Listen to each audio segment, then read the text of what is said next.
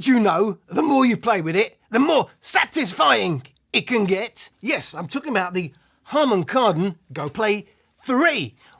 That must be the follow-up to the Go Play 2. No, it's not, because that was the Go Play Mini or something. The naming scheme has been really, really weird. This was called the Mini. I don't know why it's called the Mini, because you can certainly get smaller speakers. And apparently you like it when I turn it on. I'm going to turn it on. This is already turned on, but this is one I prepared earlier. This is something I'm doing on the fly. You see how long it takes on the Auracast for that second beat? I mean, they keep saying, oh, it's so much faster. And I say, you must be in reverse or something. People are getting fed up with that. I'm getting fed up with that as well. We know, there's the piston. There's a 14. I think I got a new one who assured me he watches right to the end. I think we're back on 14 people. Let's see how long we can keep hold of our 14. What's the point of this video, Al? Well, I tell you, you said, ow! And I said, what? And you said, well, if you're talking about sweet spots, ain't you? I know, I've started talking about sweet spots. And I don't mean the girl next door, but hang on a second. I was talking about, there's a certain volume you can normally get to. Certainly, it's definitely on the JBL speakers, where it's nice, that's nice, that's not, oh, that's not so nice, oh, that's not so nice. And what's happening now? Well, the bass is relatively dropping. So, because we'll get on to it in a minute, but AA sound boost. Oh, do you mean a screech sound? Yes, we do mean a I screechy. Above that sweet spot, it's no longer so satisfying. Before that, you've got nice, all over. It's the flavour of the speaker that you had liked previously. Seems to be around 50 to 60%. Let's call it 55. So around 55%, the sweet spot. And they say, well, if you're playing the Harman Kardon Go playing free, it says sweet spot, and you play the Boombox 4 at its sweet spot, how much louder is the JBL Boombox 4 than the, why are you talking like that? Got no idea. Than the Harman Kardon Go Play. And I thought, I had a quick listen, and I thought, well, it's that might not much in it. But then I thought, hang on a second, you've just done a custom EQ. We'll talk about that in a minute. Why don't you do the same thing with the bass up? Because I've been using it in default on the Harman Kardon Go Play 3, the follow-up to the Mini. Now, it's in the manual, but we used to think it was a hidden until we read the manual, and it's actually written there. What are you talking about, Al? We always skip to the end because this is just the other day. You talk too fast, I can't understand a word you're saying. There is a button to slow it all down, by the way, and there's also subtitles. Mung, mung, mung, that's all you do. That's word she... No, she didn't say that. It's not easy to do, maybe that's why it's not well known, because you could have just had a button to do this. The feature's there, you could have just had a button. But no, that would be too easy, wouldn't it, Harman Kardon, who obviously trying to protect JBL sales. There's 3 treble EQs and there's 3 bass EQs. And another bloke, thank you, I love the comments when you tell me things that I don't ever know. But apparently in America, you can even increase the mids. But I couldn't quite understand. Well, he said you've got to press the phone button and the subwoofer button. I ain't got a subwoofer, mate. I got a subwoofer, it's on my bottom. But I don't have a button for it. Now, if you want to adjust the treble, it's the volume up and the phone symbol, and we should see it flash yellow. It flashed yellow 3 times. I now know I'm in mode 3. Default is mode 2. There are 3 modes for treble, 3 modes for the bass. And I can do the same for the bass. And press, no, that's wrong, Al, I know. Press the Bluetooth and the volume down. Again, flash 3 times. It's now in EQ 3, which is up. So 1 is a bass, 1 treble cut, bass cut. Number 2, you're doing a number 2. That's default level. And then number 3 would be up, treble up, bass up. So I did it, I normally listen to default. Now I'm going to do this video with custom EQ. What is it? Oh, it's 48 sliders and it's lovely. No, I'm going to put the bass up. Let's see what happens against the Boombox 4 when I put the bass up. So this will be bass, I've got bass mode 3, but treble will be in default mode. Just know you can alter treble. If you bring it down, it'll make it sound even more bass heavy.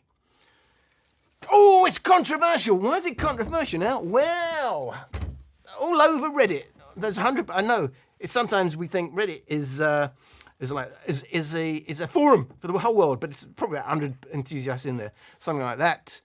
I remember when the geezer who stole all my stuff, at least he didn't steal it, just used a bit, but the most thumbed up thread, it was something like 200 or something. So I know it's not the whole world, but I'm reading online anyway, other places, all over, about the horrendous distortion on the JBL Boombox 4.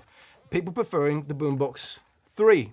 They also say the Boombox 3 sounding much clearer. I have to tell you, my Boombox 3 doesn't. And remember, different versions, and hopefully, I guess everyone's up to date with their firmwares, speaker variation and stuff like that. I can tell you, my JBL Boombox 3 does not sound clearer or more defined or sharper than the Boombox 4. In terms of bass distortion, I'm not getting awful bass distortion. What you do get is that sense of it bottoming out, like the passive bottoming out when it's really, it's heavily pushed around that 50 hertz mark and taken down the upper bass, so it makes it even more focused on that one small region. JBL like to do that, and it's not a horrendous distortion. But it's very one notey, and it's that sound that it's going to bottom out. What I do get, what I call the harshness, is yes, it's distortion. When you push it about 60% and above is where it starts becoming too, I'm not going to say sibilant, but it's just harsh. To the point, I'm going to do this test, as I said, in custom EQ for both speakers. My custom EQ is just to get it a bit more neutral. I'm not saying it's the most fantastic EQ. I'm saying, for me, it makes it a bit more pleasant, and it's a good starting point if someone has a speaker that sounds exactly the same as mine. Mine's a TL version, GG or whatever other versions, PL, going to sound a bit different, and add speaker variation anyway. It's going to be different. To me, this is a running theme with all the AI, so-called AI sound boost speakers of JBL. That they take on a harsh, people call it scratchy. There's something wrong with those highs. Something, to me, it's something that's going on with the processing. And yes, I know you talk about intermodulation, that kind of distortion. Remember, distortion is part of music anyway, and it's the difference between harmonic, non-harmonic. Intermodulation is non-linear.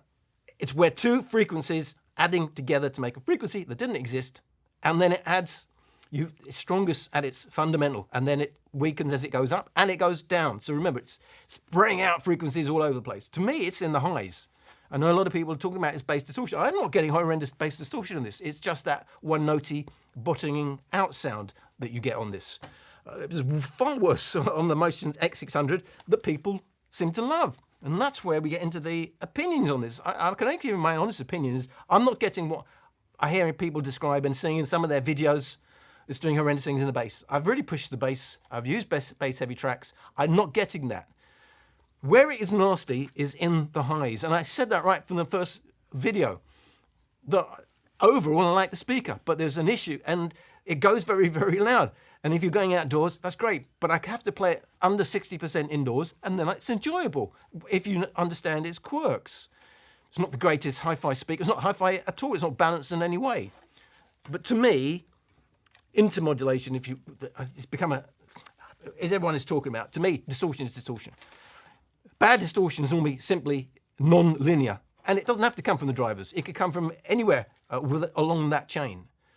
But yes, you can hear it sounds horrendous. If you're getting fuzz on a guitar, distortion, even in our tube amps, lovely distortion. When it's harmonic, it can sound nice and warm and be nice. It's simply added frequencies. It's when it's non-linear frequencies that didn't exist at all and it actually sounds nasty. That's when it's a problem.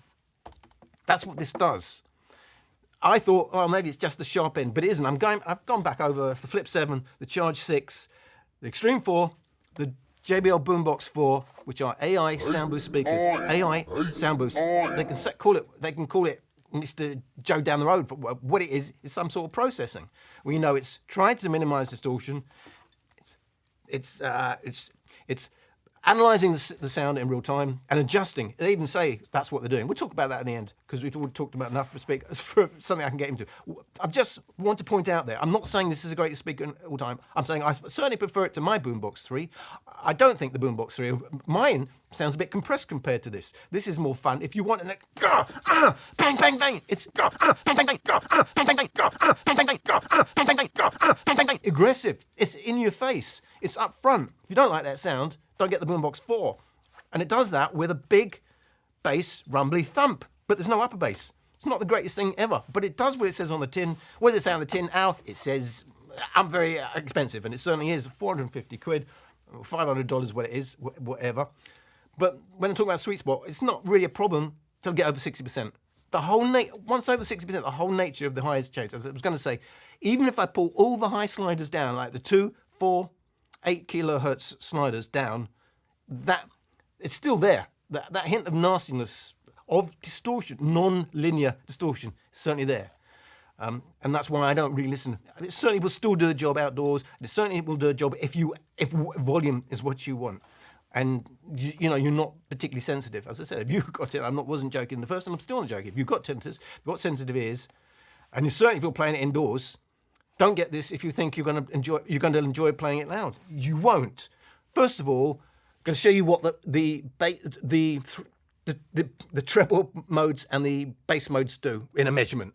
We'll play 3 bass EQ modes, default being the blue line, and you can see whether it's at 55% or 100%, the boost does make a difference. And it makes a difference not doing the JBL thing by reducing some of the highs and limiting any headroom at all. So you do have some extra headroom, even to maximum volume, to increase your bass. Not overly linear, because mode 1 is a significant bass cut. Mode 2, reasonably balanced, that's the default mode. Boosting Boombox 4-like, shelf-like, 300 Hz and down. JBL Harman do love their old 50 Hz mark for the bass push. We do see when it comes to treble mode, at maximum volume, it does still increase the highs, but it will also decrease the bass a little bit. But that's only at maximum volume. At all other volumes, it's only affecting the treble, and it's a shelf EQ all the way from around 2.5 kilohertz. Basically, the crossover for the tweeters. Even mode 3 is not overly done, and mode 2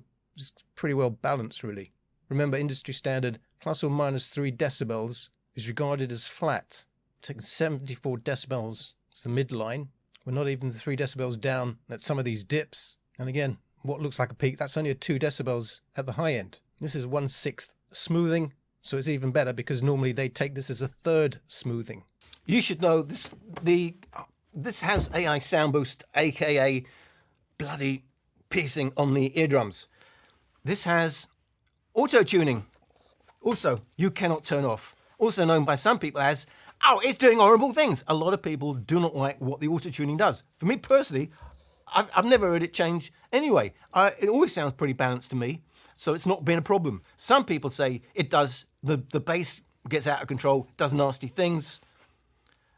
People say various things they've done to get over that, I think, including a hard reset. You shouldn't have to do that, but a hard reset seems to resolve the issue. Someone did say they'd worked out how to turn it off. I couldn't get back to find that post, but if you go over some of these posts, try and do a Google search or something, people have mentioned they found ways of turning it off, but you never know. In comments, sometimes it doesn't really ring true, but I don't know.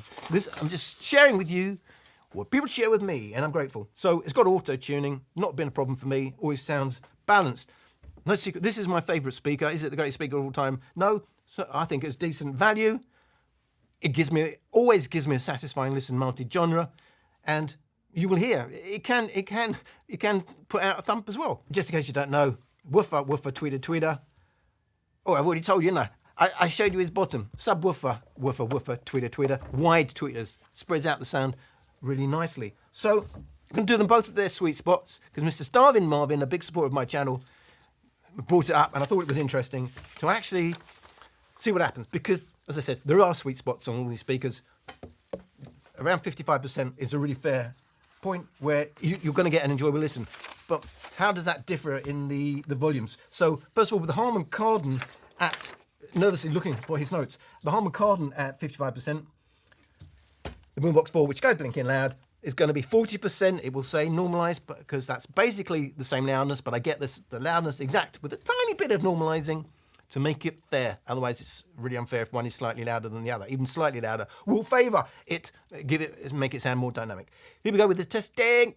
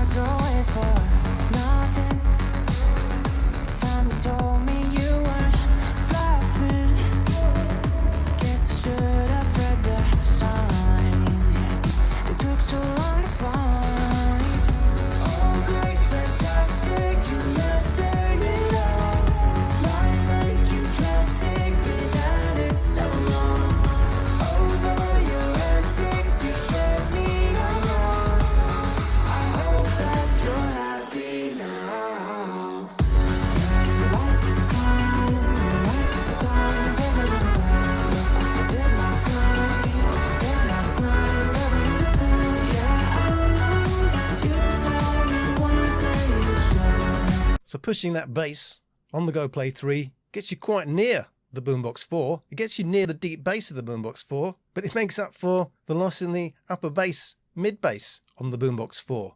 It's very linear elsewhere, because if we overlay the original track, you can see that's me pushing the high end a little bit on the Boombox 4 to make up for that 3 kilohertz dip that's quite significant on the Boombox 4. It was a surprise to me that with bass boost on at these lower volumes, but I mentioned that before, that to me this is quite enjoyable at lower volumes, but that may not be a good thing in other people's books looking for a big boombox. It's reasonably balanced. It's still got boosted bass, but not over the top. Oh, should have mentioned, I've done this in my EQ, as I said, but that is with its default mode. It's got a deep bass mode and a punchy mode that are hugely boosted, whichever one you pick, so you should know. If you want more bass, you can certainly get more bass than you got on here. But in sort of balance modes, which is what my videos are all about, in balance modes, what's a bass, that's what we're comparing. And yes, then the Harman Kardon Go Play 3 can put out. Should know, I place these on a speaker stand or with a decoupling platform. That's going to help the bass on the Go Play 3. If you put this on a cushion or in sand, you won't get as much bass. You won't get the bass reinforcement. So that is an advantage. So it's hit or miss, and some people don't like the fact that it's exposed on its bottom. Passive, and it's got a passive on the rear that some people like. So surprisingly close. I think it's a good example of the difference between a balanced full bass and a sculpted bass. As long as you've got the deep bass, you'll hear the deep bass and it'll sound like it's giving more of a rumble, because the deeper bass is more focused and it's not smothered at all by any upper bass, where it is here. Even though they are very closely matched in deep bass, it may not sound like it. But overall, it's so much more satisfying, so much warmer when you've got a proper balanced bass, slightly boosted bass on the Go Play 3, which makes it so much more, for me, enjoyable. The difference is that does sound big and that doesn't sound as big. And if you're looking for a bigger sound, if you're having a party, then it's still the way to go. That's still enjoyable. But when you compare the two, the lack of upper bass, lower mids makes it sound a bit hollow compared to the Go Play 3 with its decently balanced sound with a decent bass thump. It's only at 40%, it's the lower volumes, but this is in its sweet spot. There's glue. So if that's the volume you play at, the 50% on that, 55%, it's more satisfying, but it does sound smaller. Now I'm going to do the Boombox 4 at its sweet spot, which is about 55%. That means I'm going to be having to play this to match the loudness at 75%. It's going to change things in it. I just want to give you this thing. Can you take it home? 'Cause we ain't seen what this could be. Quit playing games, just play it. Boost, boost, boost, boost, boost, boost, boost, boost, boost, boost.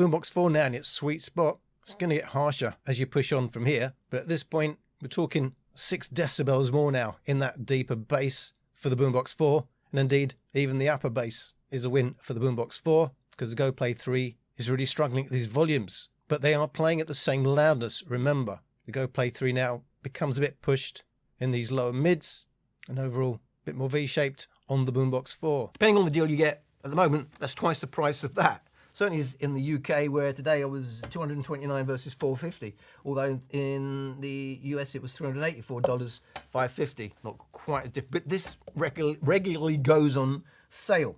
So why are you paying the extra money? Well, that's why you're paying the extra money for. It's got bags and bags of power in reserve. Where this is massively, well, not massively, it's still reasonable sound. It's only in comparison to that you hear way more bass, more satisfying bass. But we're just below the threshold where that still sounds okay in the treble, in the high end. No massive distortion on my unit, I have to tell you. In isolation, the sound at these volumes, this still sounds decent, just not as decent as it did at 55%. Obviously, it's compressing now as we go up. But in an AB, you really hear the difference of where that money's going in terms of the bags of power, the loads of low end.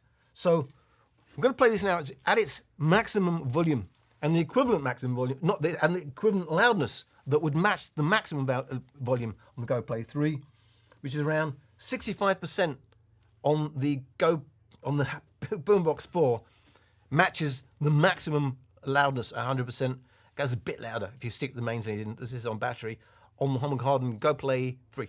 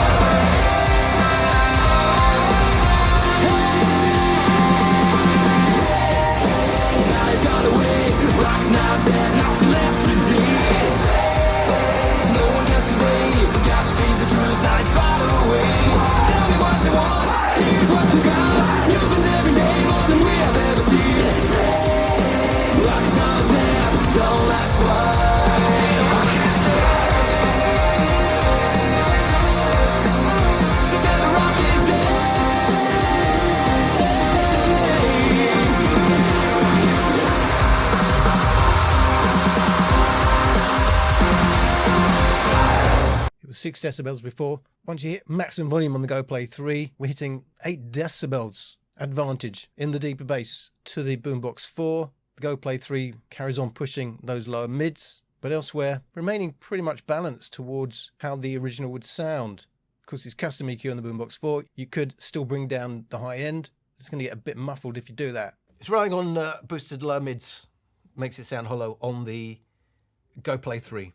It doesn't sound awful at all.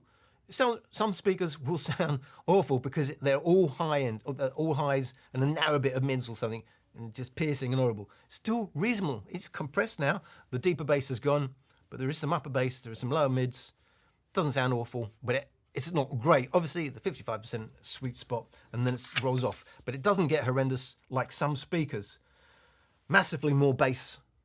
It's only at 65%, and we've got loads of headroom on the Boombox 4. If these are the volumes you want to play at. So, you know, if it's all about bass, there's only one winner. But here's the problem. We're now at the point where, yes, it's my highs, it's my trebles. It's that tweeter that is distorting. And it's non-linear distortion. It doesn't sound good to the ears. You can take it or leave it. It's either worth the trade-off to you or it isn't. But I'm not. You heard it. It's there, and I don't get it. I've tried it. I've tried really whacking this speaker. I'm not getting terrible bass distortion. What I do get is that bottoming out sound of the passives. I think it's passive rather than the woofers, but it's made worse because it's one note. It's that 50 hertz region, but it's not awful. So maybe there's quality control issues in these speakers. Maybe that's why other people are getting, the biggest issue for them is the bass distortion, which I keep hearing talk about. Me, it's the high-end, the treble distortion. And even if you bring all the sliders down, it's still there. Is it the processing? I think it is, because it's common to, it's worse, it's at its worst on this speaker, because it's coming in early at around 60%, and then it doesn't leave you. But it's there on the Extreme 4. It's there on the Flip 7. It's there on the Charge 6. You can tame the Charge 6 the most of all of them when you go into the EQ. But you cannot tame, on my unit, cannot tame the distortion into modulation. But I don't like giving these distortions. I know distortion. I know harmonic distortion, and I know non-harmonic distortion. So I just don't, because distortion can come from anywhere in the chain. It doesn't have to be the drivers. So that's it. You can. I just want to put it out there. I'm not saying there is no distortion issue. There is. For me, it's not a deal breaker. If I was going, it is indoors, and I wouldn't pay 450 quid just to have this indoors. But as a boombox, for me, it works. I can listen to it at lowest volumes indoors without an issue, and I can go outdoors, and it will have a hell of a thump and give a hell of a party. About 114 decibels you can get out of that. Yes, it's a bit shrieky, and you can tame it a little bit with EQ, but you can't tame it completely. I can't on mine, as I said, even if I bring all the high-end sliders down. It's still there. For me, it's an artifact. It's part of the processing. What do they claim for their... I did have a read about it. This is the thing. Obviously, it's all marketing. A lot of it is marketing. When they talk about their AI sound boost, we know... prepare yourself for some tech speak. Well, we call it marketing speak, Mr. Harman Kardon. We created our sound boost. I doubt if you created it. They may have done it in-house, but we know it's processing. It's an algorithm. We create the AI sound booth using edge AI to deploy real-time AI algorithms to process directly the sound. This feature happens automatically. You cannot turn it off. There's a clue, meaning AI sound boost processes your sound as it plays to predict the speaker's the speaker's movement. So that is the drivers. Analyzes audio in real time, adjusting bass, mids, and treble for clarity and balance. I don't really know what they mean by predict the speaker's movement. We know there are other technologies out there where they can control the extortion of the drivers. I doubt they're doing that. It sounds to me it's a limiter. I mean, it sounds to me like dynamic adjustment, which you've always had, and it sounds like limiters, which you've always had, and they've called it AI sound boost. But it's not getting rid of distortion. To me, it's producing distortion. They do say adjusting bass, mids, and treble for clarity and balance. That isn't what's happening in the real world. It's getting shrieking, and to me, they're going for. The clue is they say it further down. The woofers, passive radiators, and bass ports are pushed to their limits while preventing distortion. I think they're erring more on the side of push to limits rather than preventing distortion. You can't really do both. I mean, we've got limiters anyway. We've got dynamic range adjusting and all that in real time anyway. But they're going to push it to the limits. Well, we know they're going louder. We know it's coming from the mids and highs rather than the bass, but it's not preventing distortion. It's erring on the side of distortion. It's clear. Boost the bass at lower volumes. Dynamic adjustment. This ain't new. So you still get that deep punch without cranking up the volume. At higher volumes, it stabilizes the sound to avoid muddiness. Well, to avoid muddiness comes from the low end. So what are they saying? Deliberately reducing the bass and keep vocals and instruments clear. They really do sound like they are saying we're deliberately reducing the bass at louder volumes. Because what else can that mean? It stabilizes the sound to avoid muddiness, stabilizes the sound. I mean, that would just mean limiting distortion. To avoid muddiness and keep vocals and instruments clear. It doesn't. It sounds like it's breaking up. It sounds like it's the processing. I don't know, are they using, I don't know how much of this is a marketing term and how much of this is actually a processing unit that's the same in each of these speakers. Obviously, it's going to do different things in each speaker because they're working different and the drivers are different. And how does that work? We know different models have different materials for the drivers. You can't have one algorithm. You know, there's no way it's AI and it's just coming to the conclusion of how much excursion there's. I doubt if it's really doing this. I think when Devalier do it, they've pre-measured these things. They know what, that's the thing. They pre-measure their drivers, their amp and everything, the preamps, so they know what the limits are, and that's and they're keeping it time aligned and stuff. I doubt if that's what, and some of that is proprietary tech anyway, patented tech. So yeah, I'm not quite sure what's going on, but for me personally, I think it's an artifact of the processing that they're using, because it's similar on all the speakers, and it is distortion. So I don't think AI is. Maybe it's a dumb AI. I don't know. And that's it. Do you want to know the other things to compare, just in case you don't know? Just talk about the price. £229, $384 today. £450, $550. This came out two years ago. This has just come out. It's got a very small battery. It's got a very small one. That's what she said. 25.9 watt hours compared to a very big battery, 99 watt hours. It goes very loud. It's got a lot of bass, so it heavily reduces the battery life. Remember, it's got the removable battery on the bottom, but you can't get, even if you get a spare one, you've got to put it in the speaker to charge it anyway. So you'd have to pre-charge it. It's not so that's awkward, isn't it? There's no charger for their batteries. As far as I can see, nobody's said there is, Al, and you've missed it. To me, it's just, well, they're missing a trick at a minimum. Bluetooth 5.2, Bluetooth 5.4. They both do stereo pairing. Remember, that's got Auracast. It's only going to connect to Auracast speakers. Only the Extreme 4 at this point can connect to Party Boost, or it can do it via the app anyway. Auto tuning, ASM, as we said. It's got US. That's got an auxiliary input, but but you can do USB at C audio. You can make phone calls with your Go Play 3. You can't make phone calls with the Boombox 4. I've shown this multiple times. You can't believe what Harman or JBL are saying. What you're talking about? Be careful what you're saying. Well, I've got the screenshots to show how on some of the older speakers, when they changed their method of inviting you to measure how they are coming up with these watt spec figures, they've changed it. I've screenshots it anyway, where they go from telling you one thing and then doubling it because they're inviting you to add up the drivers. So what they are saying is they're rating the drivers 65, the woofers 65 watts RMS, and the tweeters at 40 watts. I mean, even that doesn't sound right. 65 watts and then 40 watts to the tweeters. That doesn't sound right either. But they're inviting you to add up 210 watts, and they say 200 watts on battery. I didn't measure any difference at all sticking the cable in. So around 200 watts they're inviting you. But the old method would just have given an overall figure. They changed this thing where they don't say it's anything to do with the amp. It's 2 times and 2 times. I mean, it's possible it's got 4 channels, isn't it, to each driver? But I doubt there's 40 watts going to the tweeter. That would make no sense. And 65 watts to the woofers that are driving the passives. It's mains charging, but you can very slowly charge this via USB-C. Surprisingly, not that much difference in it, but 4.7 kilos, 5.7 kilos for the Boombox 4.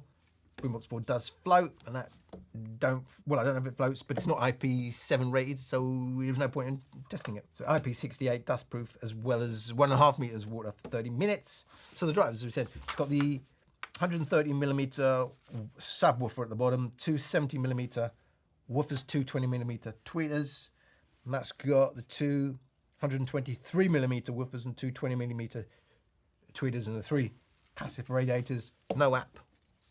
No app. Oh my God, no app. Cheapest Chinese speakers. They're all made in China anyway, but cheap. They're cheap. You can get very, very, very cheap speakers that come with app support, blah, blah, blah. Harman Kardon. No app support. Got app support, got a 7-band slider, which is useful because it really does need taming. You may, obviously, I'm not, you will have it, your EQ to your liking. Mine is trying to give something of a balanced overall as a starting point. If you want more bass, you can add the bass. If you need less treble, you bring out your treble. Someone told me, you were saying in the comments, your treble region was 8 kilohertz. For me, it was the 2 kilohertz region, and it's fine. But I said, even bringing all the sliders down, it's an RC high end. It's just not much of it. And that's about it. That was, for Mr. Starvin Marvin, the Harman Kardon Go Play 3, and it'll probably now say, what is that? What was it going to do in default? But anyway, there's a complete video, and the measurements thrown in. Sticking the bass to a maximum because you want a bit of a thump. Otherwise, why are you talking about this against the Boombox 4? And I put it in my EQ, and you'll probably say, well, Adam, you should have had it in deep bass mode. I want to hear what it did in maximum volume. Just know you can certainly get more bass out of it than I have got it in my video, but you can't get more bass using its own EQ on the Harman Kardon Go Play 3. Thank you for watching. There's 14 of us left. Well, it's 15 including me. And I thank you for watching to the end, but some of them will probably come in and say, yeah, I've lost another one. Or maybe more people will put their hands up and say, yeah, I'm one of the 14. And I watched all the ads. You see, you're not mentioning the ads. You need to watch the ads as well. I make sure I limit them. Some by default, they have like an ad every 3 minutes. People still complain. I think I put in 2 or 3 on some of the longer videos. I'll try to minimise it. But hey, I've got to pay for the speakers somehow. Anyway, well, that was it. That's another long video, another long ramble. I hope it's not too long. That's what she said. Getting tired of editing these long videos, and I'll see you again. What the f was that?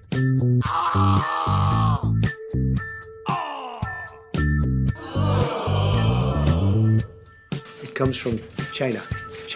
My speaker's got deep bass, balanced mids, and a bright high. Yes, mine sounds exactly the same.